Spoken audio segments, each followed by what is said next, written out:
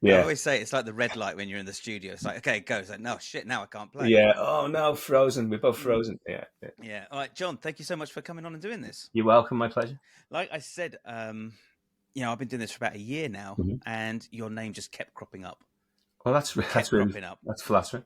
People have either that came on that said, I studied with John at either privately or some of the colleges that you taught at, Yeah. or Yeah. they'd said, who you should get on, who'd be really good is John Wheatcroft. Oh, that's really great. That's great to hear and encouraging.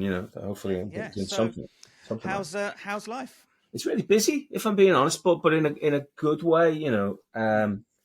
Loads going on. Like anything, it's that sort of eternal balancing act or juggling act or whatever you want to call it. Yeah. Where I guess there's a sort of trying to keep on top of the things that I want to do, the things that I choose to do, artistically and so on, and then also the things that pay the mortgage.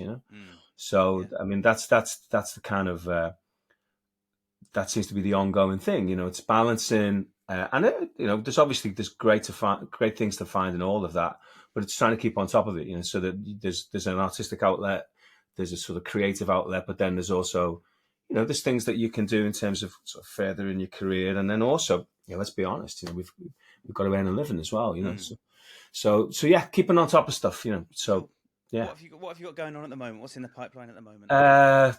Two things next week that are quite nice. So today I'm doing a thing at Swansea Arena next Friday, I think. Okay. Yeah, Friday, which is a film, 10th anniversary of this film called Pride. Okay. Which was kind of about the miners' strike and the gay and lesbian society that was formed to help the miners out because they both considered themselves to be oppressed by the government, Right. And it's kind of an unlikely partnership, and it's kind of about friendship, I guess, But anyway, the film's kind of a big orchestral thing with brass bands and male voice choirs because it's set in Wales. Yeah. But then it's punctuated with this music, which I can only say it's sort of 80s sound, and a lot of it sounds like Stone Roses to me. Like whoever's written it's kind of sort of aping sort of 80s pop, but then also it sounds a little bit indie-ish. So it's kind of fairly guitar heavy. Okay. And that's nice. So they show the screening of the film, but with a live orchestra, which is great. I mean, the good thing about it is it's not heavy like a show. Where a show if you do Hamilton, you're playing for nearly 3 hours, and it's full on. With this, because it's a film and the music is just the underscore, I think that's what it's called, isn't it? Yeah. There's probably 40 minutes of music collectively because the other thing that they can't do is they can't, when they're doing these orchestral things, because this has got a lot of copyright music in it. They're at a party and the Smiths are playing, and the Communard song or whatever else. Music from that era. If you go into a club, there's famous songs, so they can't play them. So they're assuming that's going to be on the film. So we're playing all the little bits that are in between, all the original music that's in between. So that's just prepping. That's just like woodshedding and just making certain that everything that can be nailed down is nailed down before you've got someone waving a stick at you. And then that's Friday. Then Saturday and Sunday, my favorite guitar player in the world, probably the best guitar player on the planet, is this French guy called Biréli Lagrène. Okay. Unbelievable gypsy jazz guitar player, but he plays everything. He's a phenomenal American songbook player. He plays fusion, blah blah. But he's in town, and so I'm doing a thing with him where I'm hosting a day, sort of a day with Biréli. And to be honest, he's not really one for teaching as such. He just wants to play. So my job really is to answer any questions that he doesn't know the answers to, because he wouldn't know the names of certain chord shapes, or he's not learned that way. He's just learned by, he's playing since he was 3 or 4 or whatever. And then he just wants to play duets, he's just into playing duets. So that's kind of mildly terrifying because he's unbelievable. But no, the good thing is he's an unbelievable player, but he's actually, he's really nice to play with as well. He's someone, he gets it. It's not just a Biréli show, he's a great accompanist, and I did it last year. And so I'm actually quite enjoying this year, because I was terrified last year, but it was really, I could kind of forget it was him, and just go, wow, I'm playing with a really, really good accompanist who's making me sound great, and then and hopefully I can do the same, So that's the things I'm prepping for, and then gigging all the time. So just on the back of this week, I think I had 5 Next week the same, yeah. So there's always the regular gigs, and then I've just been doing a little tour with a friend of mine who was a student about 15 years ago, Italian guitar player called Filippo Dall'Asta, who's kind of like really making a name for himself in the gypsy jazz world, and that was on this thing, Yeah, that's kind of become a thing. So if you want to work, if you're someone that likes playing, then let's play one of them, and the phone won't stop ringing. The only thing what you've got to do is, if you're not careful, like people know you as a double bass player and as a guitar player. So I've always got to keep those, keep those juggling. Yeah. No, I've heard that if you want to be gigging all the time, just learn to play bass. Yeah, particularly upright as well, because there's not that many bass players, and there's even less upright players. Wow. Okay. Yeah. Right, something to bear in mind if I've got a spare 10 grand kicking around for you. Believe it or not, you can actually get one for a lot less than that now. I mean, if you want something that's like an orchestral instrument, that's going to be used acoustically, then you've got to spend big money. But let's be honest, if you're going to see most jazz double bass players, it's always plugged in. So a lot of it's about the pickup and the setup. You could play a cheap bass, but if you spend a couple of £100 getting it set up nicely and you've got a good pickup on it, basically you're hearing the pickup, Yeah. So, but anyway, so it's sort of keeping that going. Teaching is back on, although I didn't do any this week because I was on doing that little tour with Filippo. So I'm in the middle of because I really only do university teaching. Yeah. With that, so I do a couple of days, and that's just about half of the year, I would say, because the university term's something like, depends on the uni, something like 26 weeks a year, and 4 or 5 of them are assessment weeks. So there's a period of about 5 or 6 months where I don't really do much teaching, which is great. I love teaching, but there's a point when, when am I going to, when am I going to record and write and blah, blah, blah. So that usually happens when the term's finished, which is like kind of end of May, start of June, but there's always like odds and ends to finish up, and then it picks up again very end of September and the start of October. So I'm kind of in the midst of that now. Yeah. But it seems to be fingers crossed. Like I'm kind of one text message away from chaos, We always are, yeah. Yeah. So what used to be called tech music schools, people might know it as tech music schools, the old drum tech or whatever, which was bought out about 10 years ago by a venture capitalist company, and they merged. They also bought BIM in Brighton, and they merged both of them. So it now goes under the heading of BIM London, I think, or something along those lines. And then I do a day in Chester University, which is local to me, which is great. I just do their one-to-ones. But that's only 20 weeks of the year. It might even be a bit less than that now, 18 or something. And that hasn't picked up yet. That doesn't start until November. And that's great. There's nothing to prep for that. You just turn up and you do they're like a kind of conventional music university where the students get, a 2-to-1 or a 1-to-1 session, whereas the stuff in BIM is class orientated. You're dealing with a class of 16 guitar players or what have you. Yeah. So I know you've been teaching a lot or you have done a lot of teaching in various different schools, universities, colleges. What do you think the state of modern UK music education is at the moment? Do you know that the funny thing is, I think it's pretty much where it's always been in a way.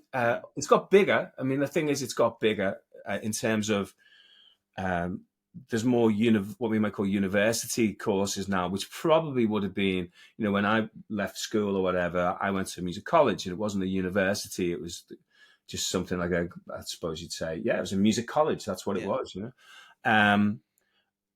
But now, if you look at something like BIM, they've got about 6 or 7, maybe even more, maybe 8 campuses across Europe.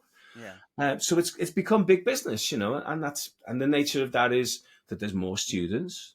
But like a lot of things, I was reflecting upon it about my own musical journey as a student, and there's good and bad. It's just the nature of the fact when you got that volume of customers, I guess you would consider them to be now, that there's always going to be dedicated students who are an absolute joy to teach and ones who are going to really work at it. There's going to be the ones who are kind of in the middle ground, maybe that they haven't quite come to terms with how much work they've got to do to make this work, because it's not easy. Yeah. And then there's some people there that are maybe, it's not going to be something they're going to choose for a career, and like maybe at some point they're going to do something else. But I don't think it's ever been any different to that. I think it's always been like that. I mean, certainly when I studied at the ACM early 2000s, and we had a class 20. There was, I don't know how many people from that class are now working. 2, maybe 3 of us. Yeah. And there was a chunk in the middle that kind of coasted and struggled, and then there was a bunch of kids that did nothing. Yeah. But do you know what? And the weird thing about it is sometimes, you might find somebody who's there when they're 18 or whatever, and their head's just not in the game at that point. But then 23, 24 or whatever it might be, they suddenly realize, okay, they've had a couple of years of doing a proper job and realize how much that sucks. Yeah. And then realize, I think, okay, if ever you're in any doubt as to whether you think music's a good career, just take another job, and you soon find out. Yeah. But so it comes to people at different times, and so in a way, I suppose one thing that I've had to learn to do is, I can't judge somebody, or I don't kind of project onto students or anyone for that matter that they want it as much as I do, because maybe they don't, and I can't do anything about that. All we can do is hopefully provide some kind of inspiration and guidance. And the thing that I hope that maybe I've had some success with, and maybe the reason why, it seems to be something that, I've got some ability at, is that I'm brutally honest. Yeah. And that could be so one thing I think about music education that is absolutely paramount, and this is something that there's kind of a responsibility from both sides. There's a responsibility from the institution, and there's a responsibility from the students, because it's a kind of a partnership or a contract between those two things. It's like the responsibility for the learner isn't all on me. Yeah. I can be honest and give advice and give instruction as to what I think might be the best thing, but then you've got to then engage with that. But then also, there's no course in the world, right, that's going to give you 100% of your musical education, right? Yeah. So, like, so people think it's a bit like the misconception that people who aren't musicians have about grades, right? They'll tell me about how amazing somebody is because they're grade 8, because they think that means Yehudi Menuhin, Yeah. And I'm like, no, grade 8 means 12-year-old school kid. Yeah. Right, because there are 12-year-old school kids who are grade 8. That's not professional concert level, like musician. But they think, grade 8 means you've mastered. I'm classically trained or whatever. What does that mean? Yeah. Well, you had flute lessons in school when you were 7, right? Like, it doesn't mean anything, right? Much the same as I've got a degree in music doesn't mean you're Joe Satriani. Like it's any more so than having a degree in art makes you Picasso. So this thing, it's a step in the journey. So, I always encourage, one of the reasons why I encourage students, the main place that I teach at is obviously in London. I don't live in London.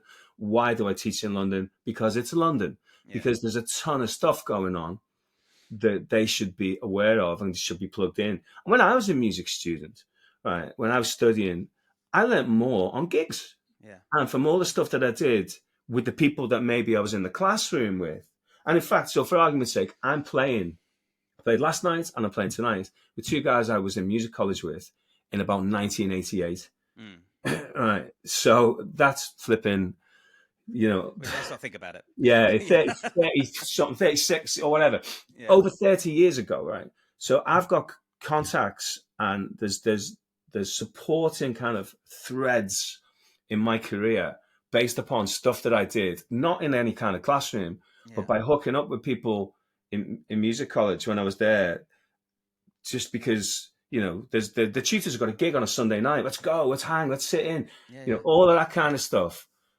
That's as important to you as someone writing on a whiteboard, here's how you play the A harmonic minor scale and here's what the 5 chord is. That stuff's great, right?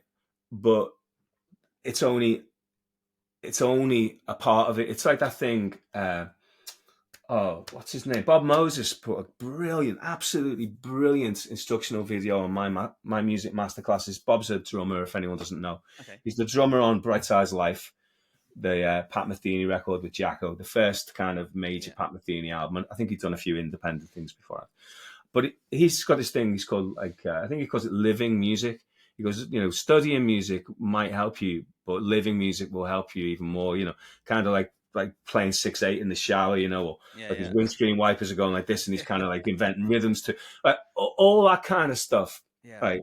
Like internalizing it. And that's what Biréli can do. Biréli doesn't know the name of hardly any scale or whatever, and he's never went to music college, and he doesn't know how many sharps there are, in fucking A major, right? But he's terrifying on the bandstand because he's got all this other experience.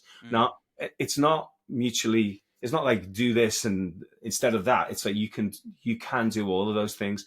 And one thing that music college is not going to do, it's not going to teach you how to deal with, like, so I had a scenario. I did a gig about 2 weeks ago where it was a reading thing, Deppin scenario on a kind of a soul show, big band, like 4 singers and blah, blah, blah, blah. So I was a little consideration to the sound guy, because he's looking after 4 divas. It was like a diva show, Diana Ross and the Supremes type show.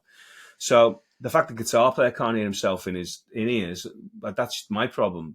At that moment in time, they're not going to stop the show. So I went on with a wireless pack in my back pocket, and it wasn't locked. And somehow I flipped the channel, so I'm hearing the saxophone player's mix, who has absolutely no guitar in his, none. I don't mean a little bit. I mean 0. So I'm playing the entire first set completely blind. I couldn't hear a single note. Right. So there's no class in BIM that's going to teach you how to deal with that. The only way you deal with that is by being super prepped and knowing, like, okay, I know that's where E flat is, and I know that's what it's telling me to do. Trust that the right notes are coming out front, and nobody really noticed, So there's, you're not going to get that.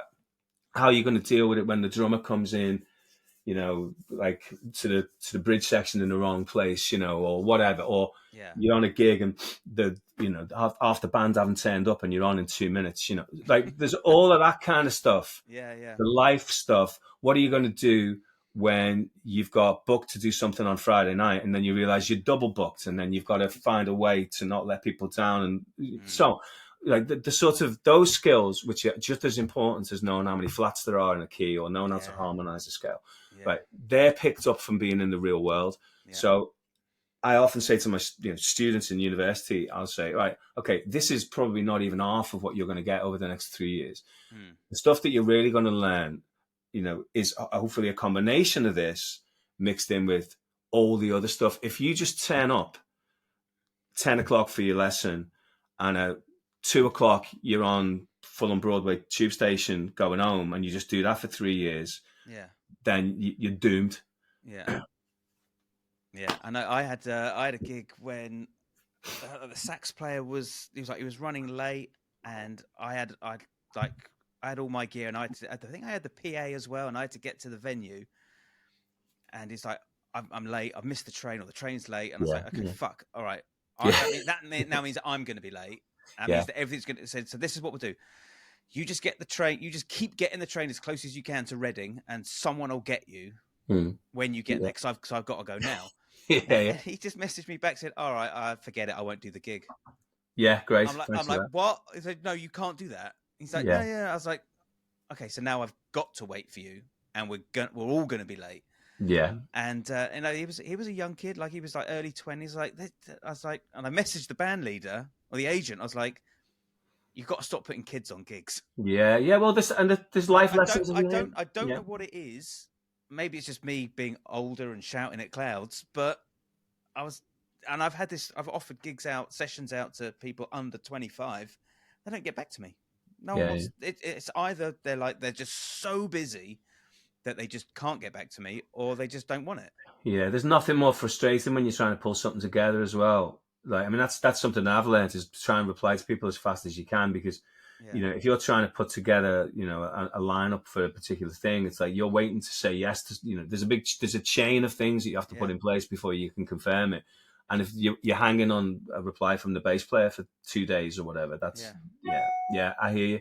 But so that is something that, I hope that, that's all I can do as a teacher is be honest. And that's one of the reasons why I've always felt like it's really, really important to stay active as a player, because, you know, I've had the benefit of having some great guidance from some more established and older players than me. And they're the ones that have really resonated. Whereas sometimes when someone's not really still active, or they're not really in the game, so to speak, they end up with a kind of unrealistic idea as to what it requires to actually function, you know. Yeah. So I find always making a point to keep my playing career, like, so that I'm a guitar player. You know, if anyone asks me what do I do, you know, I'm a musician and I do a bit of teaching, and that's not to be derogatory to people who teach at all in any way, shape, or form.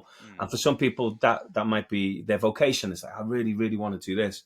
For me, the two things that they work together, and I always sort of, the benchmark, I guess, for me was, you know, I'm of that age where when I was coming up was right at the forefront of things like, you know, all those REH videos were coming out, you know, Frank Gambale, Paul Gilbert, and the Hot Licks, Danny Gatton video, and Joe Pass and all that. And you know, I'd read those quarter-page adverts from NI with Scott Henderson, you know, and you go, blimey, well, he seems to be able to do it all. You know, he's an amazing player. He's got his own material. He's well known as a player, but he's also got this prestigious teaching gig, you know, and he puts out educational material.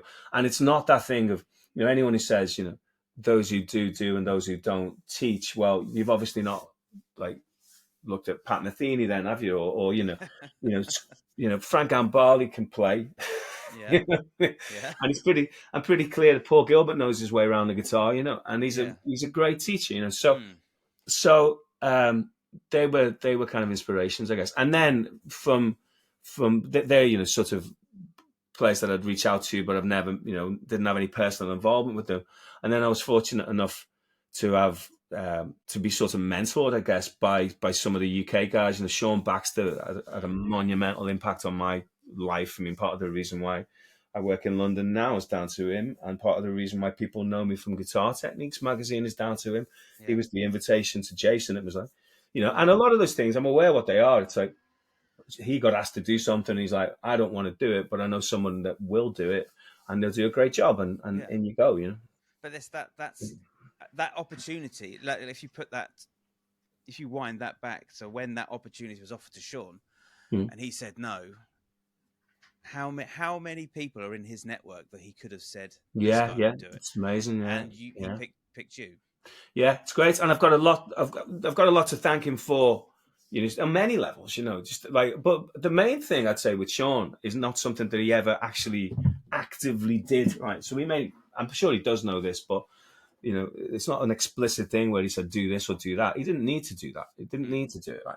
I got like a scholarship to go to the institute when I was late teens, early 20, maybe 19, 20 probably, when it was just a house in Acton. It didn't have any like accredited courses other than you got a certificate to say you've been to the Guitar Institute for 3 months or whatever. Yeah. It was before then, so way before, you know, you could have a degree or whatever.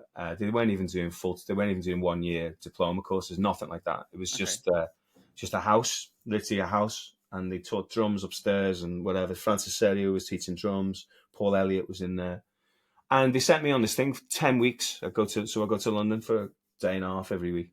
Yeah, and that's how I hooked up with Sean, you know, and we stayed in touch. But immediately, the reason why I went is because I'd read about it in Guitarist magazine. And I was like, well, okay, I think I know what good is, but I want to see it with my own eyes, you know. And I was fiercely motivated, and, you know, and that's not to say that there were some amazing players. I'm from Liverpool, as you can probably tell. Yeah. Glenn Cartledge was a fantastic help to me. He's Northwest-based guitar player, sadly passed away. Les Bolger, John Harper, all of these guys, you know, Trevor Owen, that were around the locale. But there was just this thing of, you know, the big lights, you know, London, the Institute. Yeah. It's kind of like, it was basically like the London version of what I was reading about with Scott Henderson and Frank Gambale working at. So I thought, okay, I want to see how good these guys are. right? How good is good, right? How good do you need to be? And I got a pretty clear answer to that within 5 minutes of being in a room with Sean. that was like, was it like a coming to Jesus moment? Like, well, it was just like, do you know what I realized? I realized how much work, and so I'm pretty,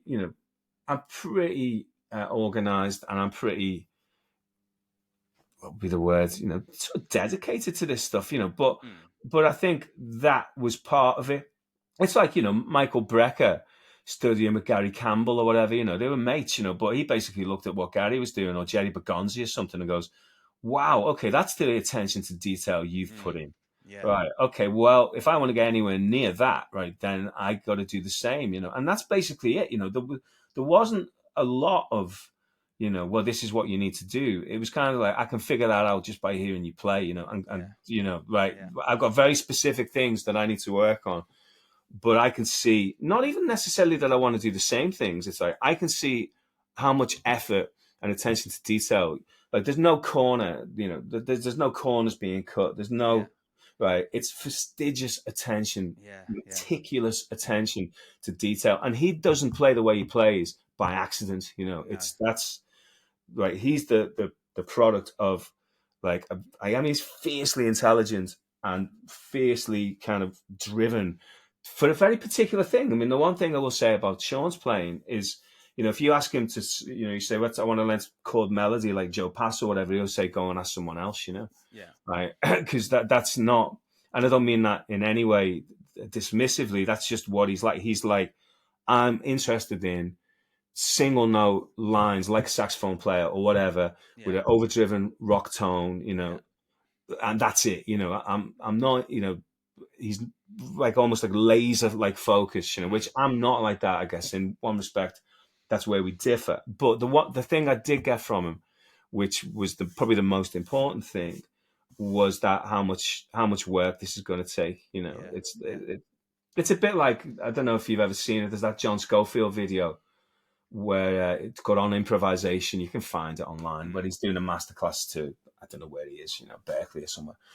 And I remember watching that again at a really kind of pivotal stage, and he goes, oh yeah, you just practice all of these scales, he goes through major scale, all the modes, melodic minor, harmonic minor, whole tone, whatever, and he goes, and you do it in thirds and fourths and then fifths and then sixths and then sevenths and then octaves and then triads, and at that point I'm going, wow, okay, that's a lot of work.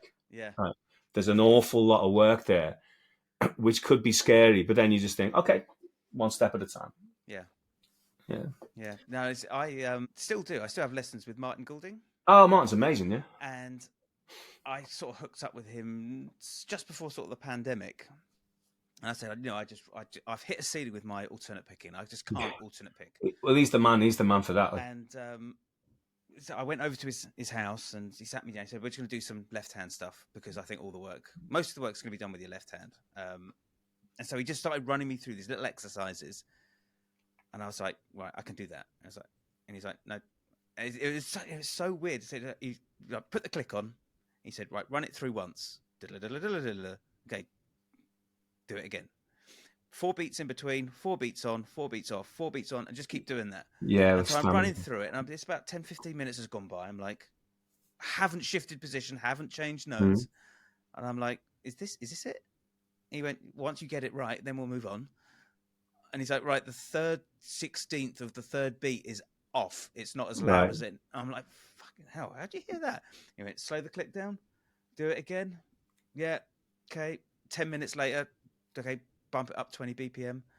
And like an hour's lesson was taken up with just playing these 6 notes over and over. Yeah.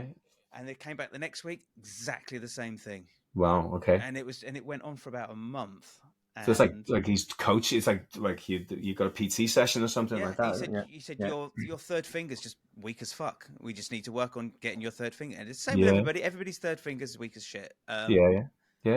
But after about 6 weeks, I'm like, fuck, my hand feels like it's a different left hand. Great. Amazing. And then after that sort of 6 months, we're sort of running up and down scales and stuff, and at tempos and speeds that I'd never even thought of. And like his attention, like I'm sure he probably got this from Sean, just his attention to detail of just meticulously, just nail it. Not good enough. Do it. bump it up 20, bring it back 20, bump it back up 50, take it down 50, do it at half speed. Now do it in triplets. Just like, well, it is that thing. It is that thing, isn't it? About being. I mean, that's one thing that we're often very good at doing, right? Is the actual doing, right? So a lot of players, when they're practicing or whatever, it's commendable that they put all the effort in. What they're not doing often is they're not reviewing what they've done, or they're not checking how well they're doing it. Sometimes if you think, okay, well, I put 3 hours practice on this thing or whatever, I'm like, okay, well, what's the quality of that? How do you check it? Are you recording it? Is there 3 hours worth of improvement on that? Yeah, I mean, sometimes 10 minutes might be better. If in that 10 minutes you've actually spotted something and you've gone, oh, actually, I've realized where I'm going wrong. Like this is the problem, or I didn't actually ever notice the fact that note's not in time, or that I'm doing something different, or whatever it might be. So there's definitely that thing of like, fine. It's of all the things in the process. That Deming cycle thing of plan. What are you going to do? I'm going to play that 6-note lick round and round. Okay, right, let's do it. Cool. Okay, but at what stage then are you checking it? Which means you've done it to a metronome, and then you record it in a DAW, and then you look at the WAV file and go, okay, is it late or is it not? Am I in time? And then you might spot something when you listen back to it, and you go, actually, I don't know if that's exactly in time, or is it even, or the accents where I want them to be, or what have you, because if you're not doing the checking part, then how do you know what you need to work on? Now, what's happening there is Martin's doing the checking part for you, because he's saying to you, your third finger's not, or whatever.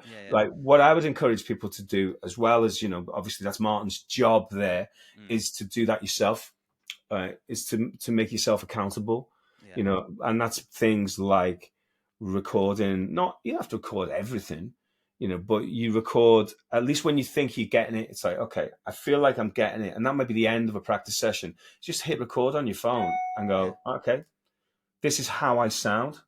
And then listen back to it. Maybe not directly afterwards, because if you listen to it straight away, you'll probably just be, you'll be just scanning through for absolute, howlers. If you listen to it with a bit of space, then you might be a bit more objective, There's an amazing book, right? I would recommend this if you've not seen it. Maybe you've seen it.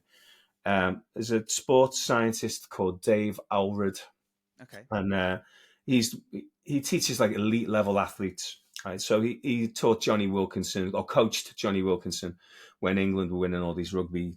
I don't know anything about rugby, so apologies if I'm saying this wrong. Neither do I. Yeah, when England were winning, there was a big deal, wasn't it? England rugby seemed to be like all over the media, because they were doing really well in the World Cup or something.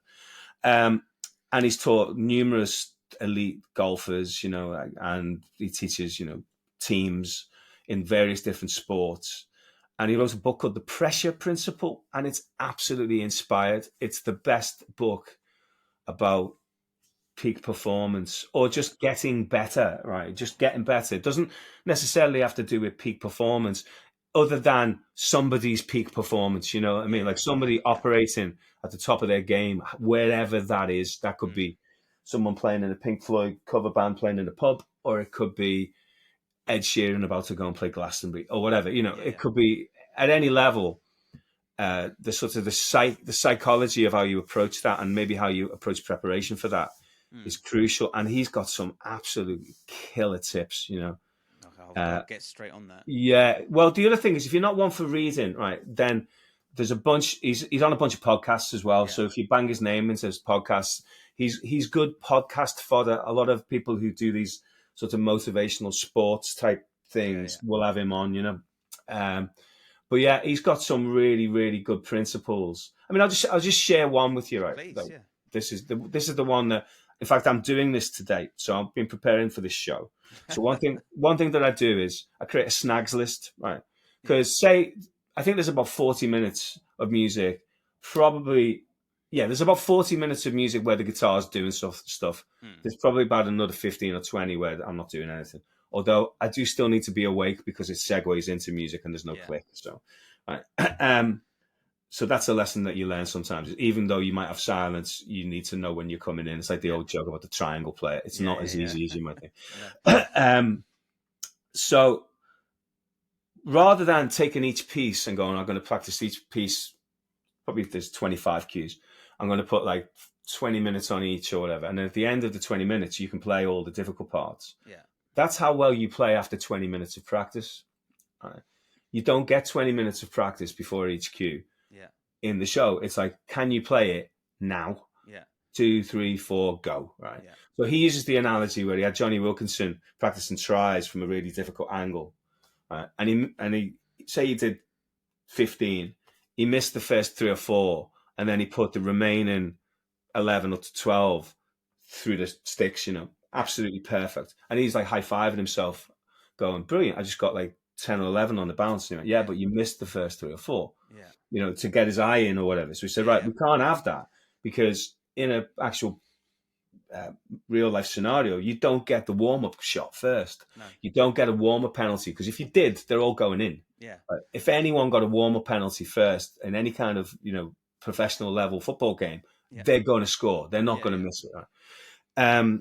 So what he suggested and what he did with Johnny Wilkinson is, instead of doing like half an hour on tries and then half an hour on something else and half an hour on whatever he was training on, he just took all the difficult things and put them into a circuit. Because what he calls it like that first touch scenario or first attempt.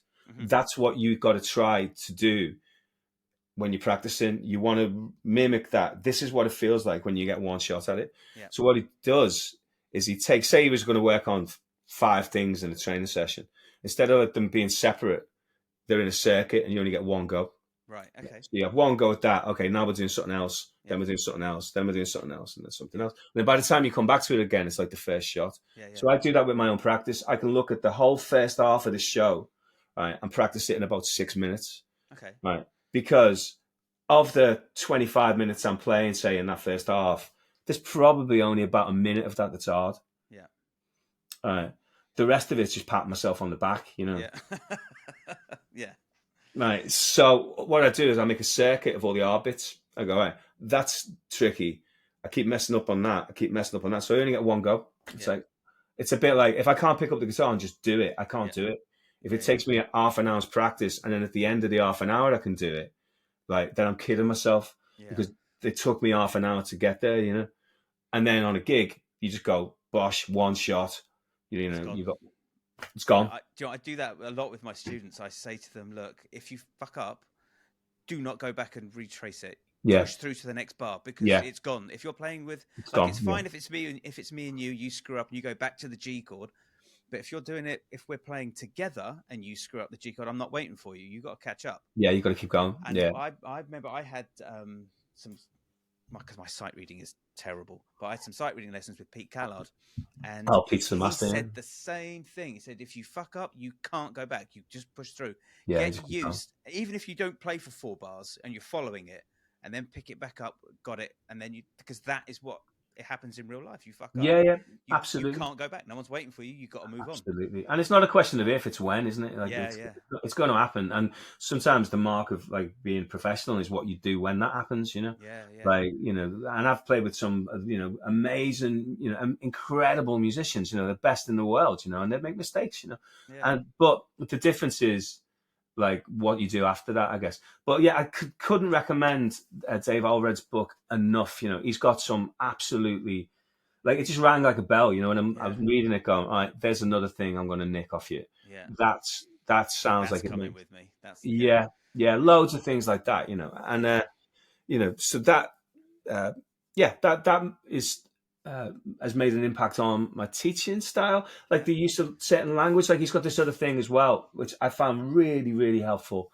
And what he says is, because of, when you've got a reputation to uphold and your ego gets in the way, then we end up going into an activity, whether it be performing a solo, playing filming a live clip online or whatever. We go into it where what we're doing is we're risk avoiding rather than searching for something. Like we're negative avoidance rather than seeking positive. So it's like, I hope I don't make a mistake. Right, is a different mindset to I hope I play something beautiful. Yeah. Right. So if you go into a performance saying, like, say I go into an improvised performance going, I hope I play something interesting that really gels with the rhythm section and connects with an audience. Right. Yeah. That's different to me going, I hope I don't fuck up. or play any wrong notes or play anything that's outside. Right. Now, if the price to pay to create that beautiful thing that connects with the audience is there's a mistake here or there, then so be it, as far as I'm concerned. Yeah. So if you go into it with the mindset of, I used to struggle with that when camera phones became a thing on gigs, I'd see someone with the little light on, and then suddenly I just play real safe, I won't make a mistake. I go, whoopee, I achieved that. I didn't make a mistake. Music sucked though. Yeah. No, absolutely no energy or no excitement, no surprises, nothing, just lame, Yeah. Whereas when I'd go into it thinking, okay, what am I actually trying to achieve as opposed to what am I trying to avoid? Right. Because they're two different things. So he has things like that thing about taking a penalty. He's like, okay, imagine like someone with a coffee cup and behind the goal, you're going to try and knock the coffee cup out of their hands. That's what you're aiming for, rather than I hope I don't miss this because I'm going to be on the front page of the tabloids tomorrow. Because we've lost the World Cup or something. Because both of those things kind of amount to the same outcome, but. He argues about put the process before the outcome, because if all you're doing is thinking about the outcome, then you'd be thinking about risk avoidance. And that's sometimes what happens when people perform. It's like, oh, I hope everyone thinks I'm great. I hope I don't make a mistake, rather than this is cool. I'm gonna really groove. I'm gonna really try my best to groove.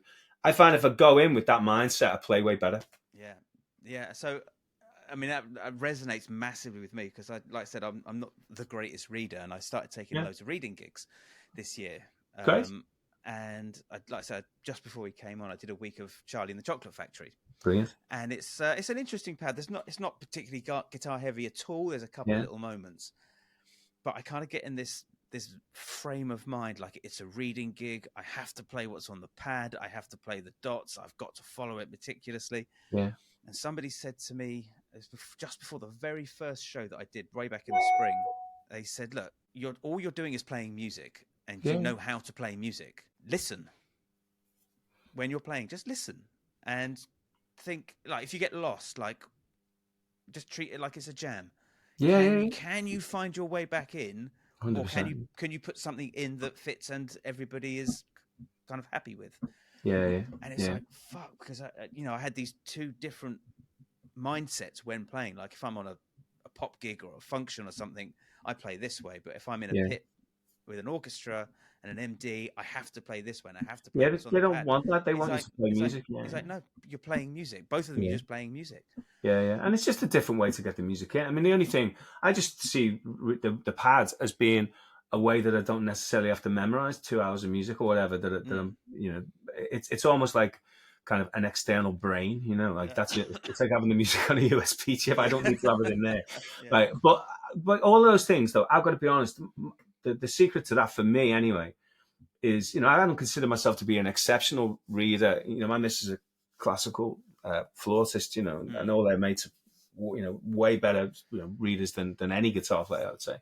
But you don't have to be, because you get the music in advance, and I'm not so brazen that I'm not going to prep it, so fastidious preparation for me, and then that way you can do that thing, because if all you're doing is you're glued to the pad, it's like trying to drive with your eyes glued to the map, like you've not got any extra brain power to deal with a hazard, which might be, because sometimes you're doing those things, especially if you're depping, you've got some unusual pedals in front of you you've never played through before, and like you've got other, and it's never for me, it's never the music that's the problem. It's always the patch changing, or getting from one guitar to another and kicking a pedal on in the right place. It's all of that stuff.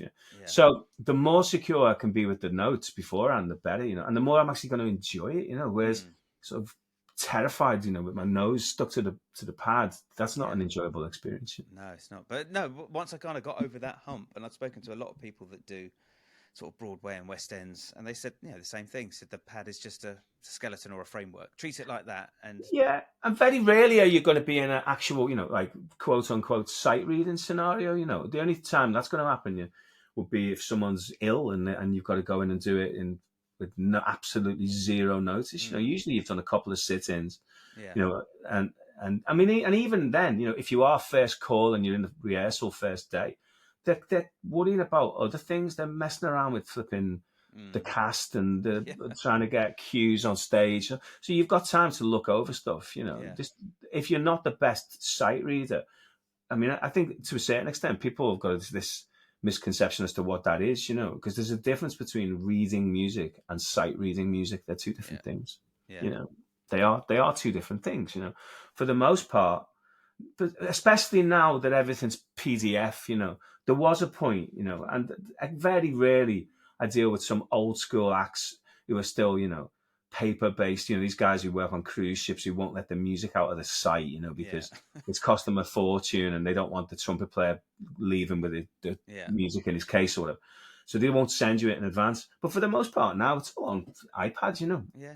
And it's sent, So I've had the music for this thing I'm doing next week. I've had it for about 3 weeks, Yeah. So I've been working on it. That's one thing I've learned in my own practice as well. This is another thing relating to practice, is to sort of keep your eyes on the road ahead. So I know what's happening, for the most part, with rare exceptions when someone's ill, there's been an emergency and you've got to go in and cover something at the last minute. For the most part, you've got weeks, maybe even more, that something's coming up. It's like, okay, I had this tour with Filippo. I knew that it's been in the diary for months, so a month before, 6 weeks before, send me a set list, man. And any charts. If you're going to play original music, send me the music, send me the parts. And then that just becomes practice, that becomes part of the practice, so that then I can actually enjoy the gig, rather than be like, I'm gripping on by my, or you get through the music by your finger on your grabbing on by your fingernails. I don't like that. Yeah, that's horrible and stressful. So the other thing, I mean, I'd kick myself for not asking you this. Like, what's your interpretation of getting better these days? Okay, well, so it kind of ties in with the whole thing with. Okay, so we say there's a difference between evaluating performance in practice and evaluating performance in performance. They're two kind of different things, right? But if it's to do with, first off, if we separate the two and say, okay, with practice, what I find to be, for me, that works the best is if practice is really, really specific. And then that way, if it's really specific, then I can give something undivided attention. If practice is too vague, if it's just like, I'm just going to practice, I don't really know what I'm going to do, then you can end up being a bit ADHD, and whizzing around. And you do a lot of stuff, but don't achieve a whole lot. Right? So the more specific you can be, and this is something I find, I can usually tell, I do, one of the things I do in BIM sometimes is, and I do the occasional, more like coaching one-to-one on Zoom. And I'm really specific. I'm like, okay, what is it what are you actually trying to achieve, like in this, like real specific, right now in the next half hour, what are we actually trying to get from this, and then that can filter into midterm goals. I want to learn to improvise, say I want to get better at reading music. Okay, well, that's a big topic, well, how can you actually action that? Well, okay, well, what I'm going to do is I'm going to do this short study, that's in the 5th position and it's in F or whatever. Right. Okay, so then that's a really specific thing. And that in and of itself is not going to teach you how to read music, but it's another step in the right direction. So I found that what helps to judge whether or not you're getting better is if the activities that you undertake are as specific as they can possibly be. If you give yourself very, very clear instruction as to what you're trying to achieve. And then also if the outcome, right, so what's the process, and if the outcome's measurable. Right. So if there is a measurable outcome where you can objectively review what you've done, right, and comment upon that, then you can gauge whether or not you're making progress. And the problem sometimes I find with students a lot of the time, and I don't mean to sound like as if I know all the answers or whatever, but just a general observation is that they're not that clear as to what they're trying to achieve. Right. Everyone's got the best will. Everyone wants to be better. Who doesn't? Right. Better at what exactly? Right. You have to make a very, very specific choice, and that's at the sacrifice of everything that's not that choice. Right. But the problem with it is that we're all greedy, because I want to be better at everything. right? But I know that that's not possible, right? When I was 20, I wanted to be the best rock, jazz, blues, country, bluegrass, flamenco, classical. I wanted to be the best in the world at every one of those things. Yeah. And then you realize that just is not possible, man. Yeah. So then you think, okay, the stuff that I like, great. The stuff that I really like, and then the stuff that I feel like I need to be doing, right? And that's the important thing. So then part of what you've got to do then is figure out, and again, even that is graded. You have to figure out what do you want to do because you really, really love, and this is the music that like just it's in your soul and it's who you are. Then also, we want to make a living as well. What do you need to do? Like what's absolutely essential for you to function? And then maybe then we've got some opportunity then for like where areas that we're curious of. And then there's various things then that you just go, okay, that's not for me for now. So I'm good friends with a bunch of guys who do the percussive style, Declan Zapala, John Gom, Thomas Lieb, I know all of those guys. Right. I can't do any of it. Right. They use the body of the guitar. Right? I couldn't, if you said, like, show me how to do 4 notes in that style, man, it's like, ask them, a bit like Sean's thing, and maybe I've got a slightly broader remit than Sean, because Sean is like the Alan Holdsworth thing. This is what I'm doing, and that's it. And he's doing it at a ridiculously high level. Maybe my life has taken me into, a variety of different things, gypsy jazz, double bass, fusion, shows, blah, blah, blah. But even within that, like the stuff that I know, it's not for me, like flamenco guitar, forget it, man. You got one lick. The E major chord, slide it up, semitone, and then back. I'm like that Tommy Tedesco thing, streets. Where is it? Where he's doing something for like Streets of San Francisco, and they say, we're going to anywhere in South America, and this plays the same lick for that's me. But that's okay, and it's good. And the thing about that is going back to being honest, So I've had numerous calls, do you want to do this gig? It's in a Spanish type place. They need someone to play flamenco. I'm like, no, get someone else, because they just go, you play gypsy jazz and it's vaguely exotic. It's the same thing. And I go, it's not, It's a completely different thing. And weirdly enough, the fact that because I do that's something I guess I'm kind of known for is the Django style, but also because I'm kind of musically sort of literate, shall we say. And a lot of the players that are amazing in that style aren't, and I don't mean that with any disrespect. It's just the fact, that you put a chart in front of Stochelo Rosenberg, he's not going to be able to read it. Put music in front of Biréli, it ain't going to happen. So certain opportunities have come when that scenario, they need someone to play Django, but it's a written part and it's for a film cue or something like that. That if you put the best in the world in that style, they're not going to be able to function unless they kind of learnt it by ear, and it's a different, it's a different thing, if that makes sense. So, without wishing to get off the topic too much, I'd say the thing about getting better for practice for me is making it measurable and gauging that. So part of practice for me is reviewing where I'm at. It's like, okay, this is the big goal is I want to get better at, okay, here's how I'm going to get one step closer to that today. Okay, let's do that. Let's see how we got on. Let's review where we're at and then plot the next move. So there's hopefully a forward trajectory, and learn to celebrate small wins. That's the thing. Because, if your goal is to play like Pat Metheny, well, that's a massive goal, and it's a lifetime away from anyone, right? But, okay, so then we might go, okay, let's think of one thing that Pat Metheny can do, that you really like. Just one really specific thing, and then you learn this voicing idea where he plays thirds and sevenths, and you go, okay, cool. He plays this thing where it sounds like he's playing fifths, but it's the 3 and the 7 of a chord. That's what he's basically doing. Okay. Right. So you figure that out, and then you kind of get a grasp of that. Okay, you're not Pat Metheny, but you're one step closer. Yeah. Right. So that thing of making it really measurable, really specific. Right. So then, in terms of with a view to what are those things? And fortunately, because I'm performing so much and I'm always playing, I've got jazz residencies every week, Thursday, Friday, Saturday, Sunday. I don't do a lot of them because I'm off doing other things, and we have an agreement that if I can't make those gigs, then I'll always put first class steps in. Unfortunately, I've got enough of that. Right. But what this allows me to do, so tonight, between 8 and 10 tonight, I'll be playing, Django style, bebop, whatever I want to play, for 2 hours, 2 hours straight. And that gives me an opportunity to try to use the things that I'm practicing. Right. So that's one thing that I really, maybe in a way sold me on playing jazz as opposed to playing rock. Because when I was 20, I wanted to be Van Halen, The problem with it and it was great and amazing, but I was in a band where I could play the music. I knew it backwards. We'd get together, rehearse a few times each week, and I could play the stuff behind my head, probably, whatever, like, because I'd played it that many times. So I was practicing ideas and not really having a home to use them. Mm-hmm. I started working on jazz type ideas. I'd learn something on Wednesday morning. On Friday night, I'm playing it. Yeah.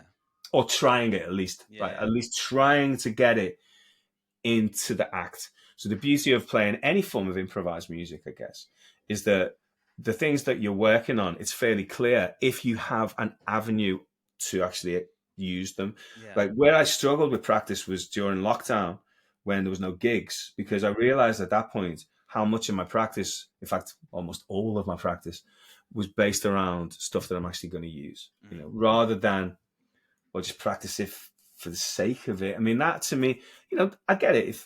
That's a different level, right? So that's a different thing. I've got friends who just play guitar for fun and they want to sit on the couch and play the solo to the wall. Yeah.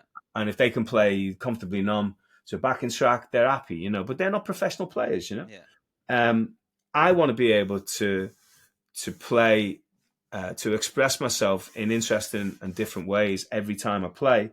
And there's always a very specific thing in mind that I'm working on. So in terms of getting better from a performance perspective, it's getting closer to the music that I'm producing is closer to the music that I'm imagining, and the things that I'm working on, that they come out in my playing. I often say it to students, if they're talking about working on something, I go, well, if I come and see you play, where and when are you going to do this? Am I going to hear it? Am I actually going to hear you do that? Because if I don't, there's a disconnect, right? And unless you're practicing something and you've got the foresight to go, well, I'm not using it now, but at some stage this is going to become useful to me. Yeah, I understand that. You're putting if it's something that's radically different, or you're making a really kind of huge change to your playing, and it's not going to manifest itself instantly or immediately, then I understand that.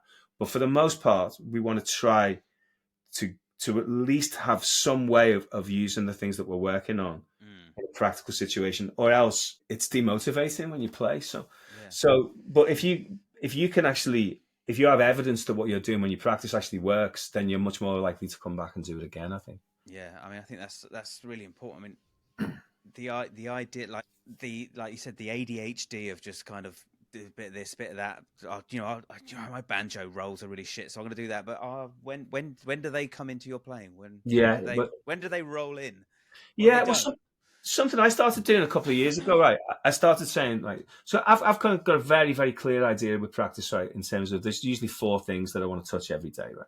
So thing number 1 is repertoire, because that's the thing that's going to bite you on the bum if you've not got that together, and that's usually got a date stamp on it. Like meaning, you got this performance coming up on Saturday night. These are the tunes you're playing. You better know them. Yeah. All right. So repertoire, there's always something to be learned. So that's kind of trumps everything, I think. And the beauty of playing more jazz type music is if you're at a stage where that isn't the case, you haven't got things to learn, then you can always just jump into the standards. Yeah. Because there's hundreds and hundreds of tunes that everyone should know, and no one knows them all. Yeah. Right, so that's something that you can always do. Repertoire could also include your own pieces. Repertoire, to a certain extent, could even include things like cliches of the genre. Yeah. Like if you're a blues player, you need to know some good intros. You've got to have some outros under your fingers. Yeah. So repertoire is something that gets touched every day. The second thing is maintenance of existing skill, maintenance of what you can already. And that's the one thing that I allow in my own playing to be a little bit ADHD, to jump around a bit. Because that's usually some form of firefighting.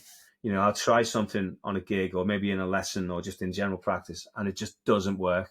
For whatever reason, that bending lick was out of tune, or, the harmonic I went for, I didn't come out, or something's just not oiled. Yeah. The hinges are creaking. Mm-hmm. I can hear the hinges creaking. It needs a bit of oil, right? Yeah. So that can be that, so it can be, when was the last time I worked on whatever, slide guitar. I play slide guitar. I can't remember practicing it though. Yeah. Right, it probably wasn't this year. Yeah. Right, so that could be due to be on the maintenance list. Yeah. Rather like hoovering the stairs or whatever. So that's something, that's a daily thing, some kind of maintenance of something that maybe I've already got. Then the third one is devoting some time to developing new skills.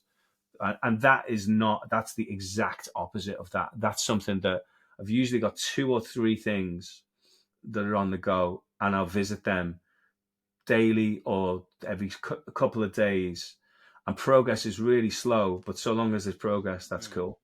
Right. So at the minute, there's 2 things that I'm working on. One is polyphonic stuff, trying to play 2 notes, like lines where there's 2 lines happening at once. Okay. 2 or more events happening at the same time. Right. That's one thing that I'm working on. And there's loads of different ways of so then researching who's good at that, Jimmy Weibel, Ted Green, Gilad Hexelman, whatever. What's everyone else doing? Cool. Okay. What am I doing? How do I make that work? Then I've got a few ideas within that I make concrete that actually happen in my playing.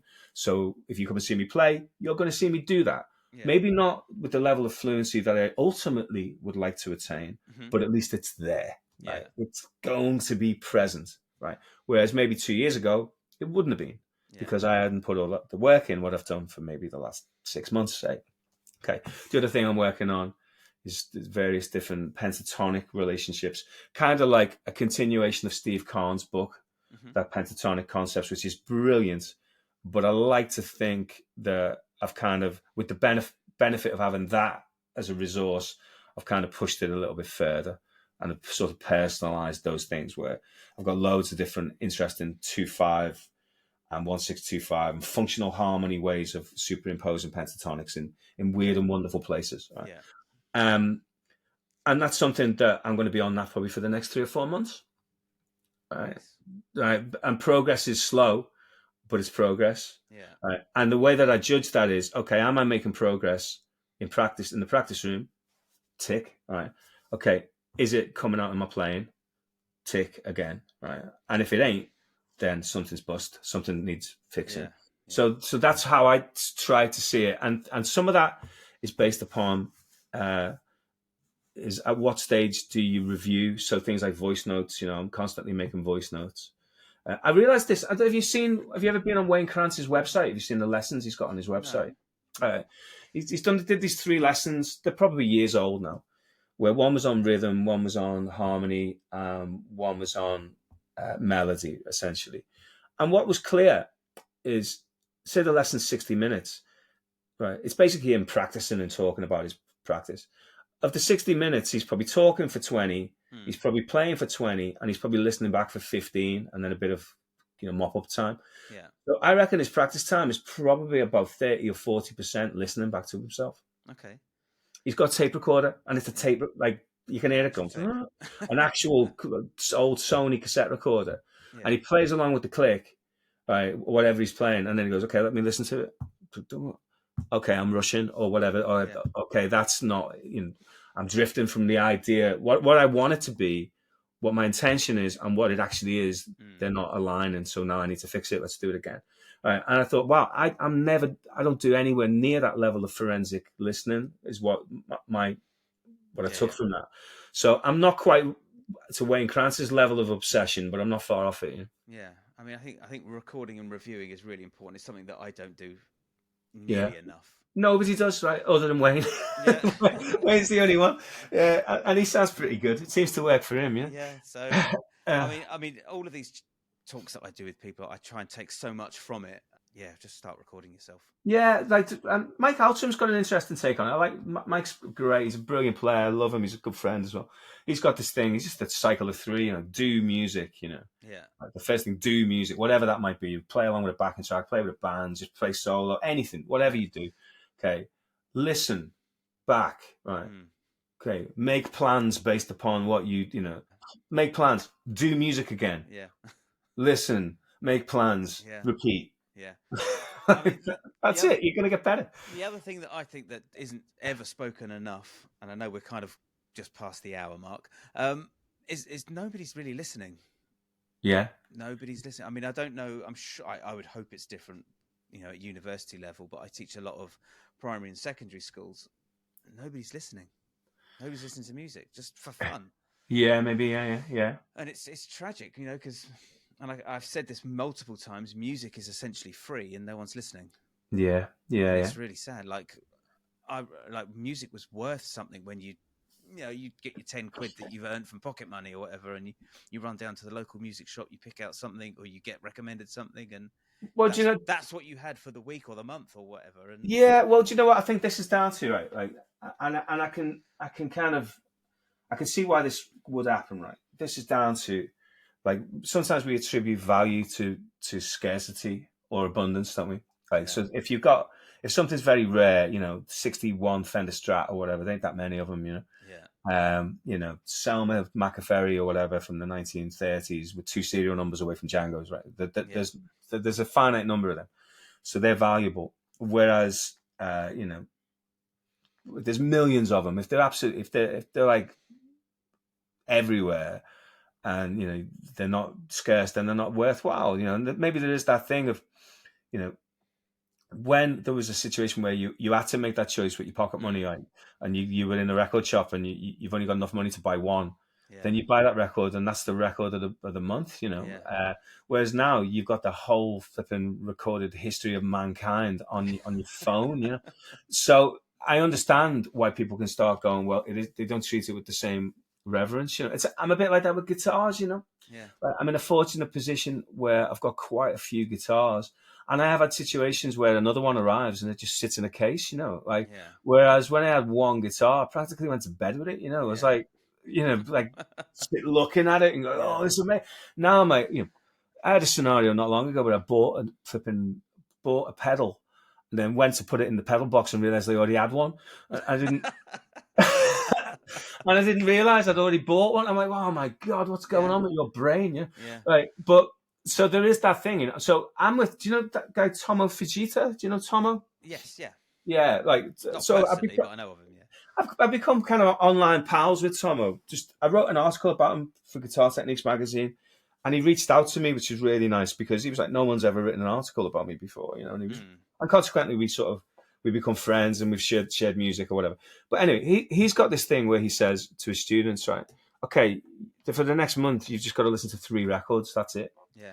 Pick good ones, right? Because that's all you're listening to. Nothing else. Right? Pick 3 albums, and you'll get something from it, as opposed to, like, you're just like flipping listening to them, like, say, whizzing past them on a train or something like that. I went, and I've had students say that to me. Oh, I've done jazz. I listened to it last night.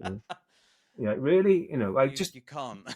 No, but because they've gone on YouTube and they've gone, Wes Montgomery, listen to 4 on 6, and then they say, if you like Wes Montgomery, check out Joe Paolo, and that's not going to work. You've got, I can sing every solo on the Biréli Lagrène Blue Note record called Standards, right? I can sing them all, right? I could sing them for you now, right? And I've not listened to that. Well, I listened to it once in probably the last 10 years because I killed it when I was flipping 25. I must have listened to it 100 times, if not. That's probably a very, very low estimate. So consequently, that music's in my head. So when I pick up the guitar, like, those sounds, they're just, and that's why Biréli can play, is because the sounds are in there. And you might go, that's a major 9 arpeggio played off the minor third of a whatever. For him, it's just, that's that sound. It's like, it's in here. I don't have to think about it anymore, So that's what you're losing if you don't do that sort of immersive deep dive. So my advice, stolen from Tomo, would be to do that. Okay, imagine if we're not as extreme as that, right? Because sometimes it's a bit like saying, we're going to go on an extreme diet or whatever. And it's a noble pursuit, but if you don't stick to it, it's pointless, Right? So if you did something that was less extreme, just say, and I often say this, well, I'd say it every week to my students in BIM, is one of the techniques and styles classes is I just suggest an album to them and go, okay, this week's album, this is it. It was 2 weeks ago, it was the Freewheeling Bob Dylan. That was the album I suggested. Last time it was Dark Side of the Moon, right?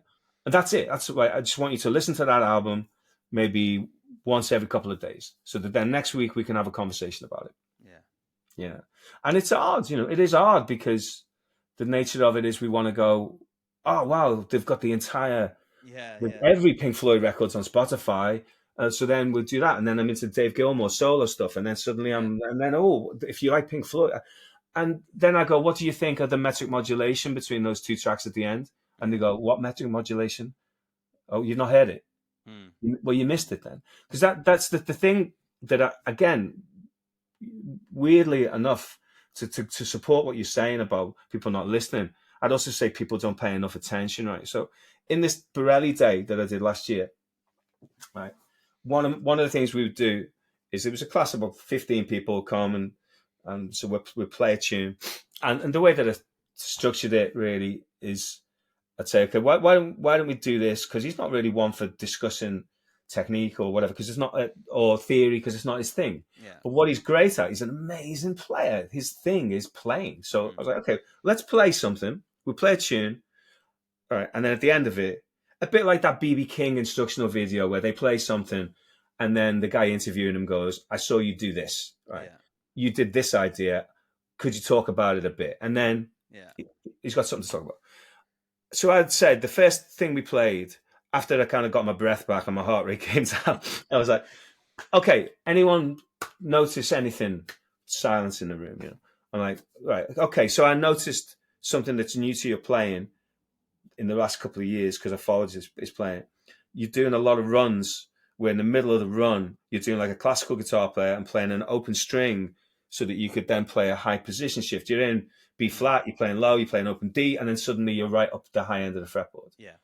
I said, did anyone in the class, did anyone see him do that? Nobody saw it. And I'm like, you guys are not paying enough attention. Yeah.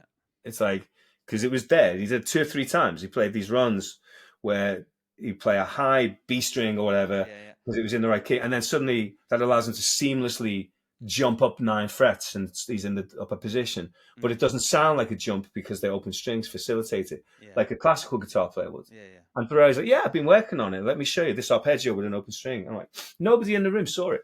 I'm like, you're not paying enough attention, like, because it's there. You've just got to be, forensic, you know. And that's, I guess, what I got going full circle. Within 5 seconds of seeing Sean Baxter play, I'm like, okay, right. Game on, you know. This is where the ball is. Yeah. But maybe some people just don't do that, you know. They just do that because they're not seeing it, you know. And I don't know. I can't get into someone else's head. But you can't account for other people. You can only account for yourself. That's something that I think that I've learned to do, is to really listen and look. If it's visual, then look. If it's oral, then listen. But like forensic attention to detail, and you know. If it's something that I really love, you're not going to get it past me. You know? I'm going to hear it, I hope. And then the question then is it something that I think I can make part of my thing? So then, sure as hell, after seeing Biréli do that thing, you think I didn't go home and then work on those kind of ideas? You know, of course I did. Not because I want to do what he does, right? But I want to do, but I like the idea enough that I thought maybe I could add something, or I could make it work for me. Yeah. I think on that note, we'll call that a day. Brilliant. It was brilliant. It was, I mean, like I said, I just get so much from hearing people. Like I hope it's helpful. And and the caveat to it is, I don't by any means profess to have the answers, and someone might be listening to this going, this doesn't make any sense or doesn't resonate, and that's cool. I can only speak honestly as to what works or seems to work for me. Reserve the right as well to change your mind as well. If we have this conversation in 2 years' time, I might be doing something else. But that's fine. That's just, I guess, in a way, that's scientific, isn't it? That's what you do. You change them. When the information changes, your position could change. Yeah. So what a way to end it. Thank you. Fantastic. Thank you very much.